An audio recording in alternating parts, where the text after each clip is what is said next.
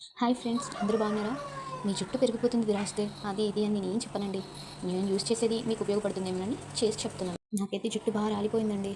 అందుకే ఇదైతే నాకు మా అమ్మ చెప్పింది, సేమ్ అలానే చేశాను. ఇదైతే ఒక 6 మంత్స్ నుంచి నేను వాడుతున్నాను. బట్ ఇదైతే చాలా బాగా కవర్ అయిందండి. హెయిర్ అయితే మాత్రం పెరిగింది, అది ఇది పక్కన పెడితే ఫస్ట్ ఆఫ్ ఆల్ జుట్టు రాలడం అయితే తగ్గింది. ఇది అంతేకాదు, హెయిర్ కూడా మంచి కలర్ కూడా వచ్చింది. బ్లాక్ కలర్లో మంచిగా వైట్ కలర్ ఉంటుంది కదా, వాళ్ళు కూడా యూజ్ చేయొచ్చు. కొంచెం బ్లాక్ కలర్ కూడా వస్తుంది. యూజ్ చేసేసిన వెంటనే రాదండి, దేనికోసమైనా కొంచెం టైం పడుతుంది. ఓపిక్గా చేసుకుంటూ యూజ్ చేస్తూ ఉంటే మంచి రిజల్ట్స్ అయితే కనపడుతుంది. ఓకే ఫ్రెండ్స్, తప్పకుండా ట్రై చేయండి. సోది చెప్తున్నాను మాత్రం అనుకోకండి. చాలా చూసి అలసిపోయి ఉంటారు కదా, చాలా ట్రై చేసి ఉంటారు కదా, ఒక్కసారి ఇది కూడా ట్రై చేయండి. చేయగానే వచ్చేదండి, వెయిట్ చేయాలి దేనికైనా. దీన్ని మంచిగా వడపోసి ఒక బాటిల్లోకి తీసుకొని ఈ విధంగా నేను అప్లై చేస్తున్నాను చూడండి, అలా అప్లై చేసుకోవాలి.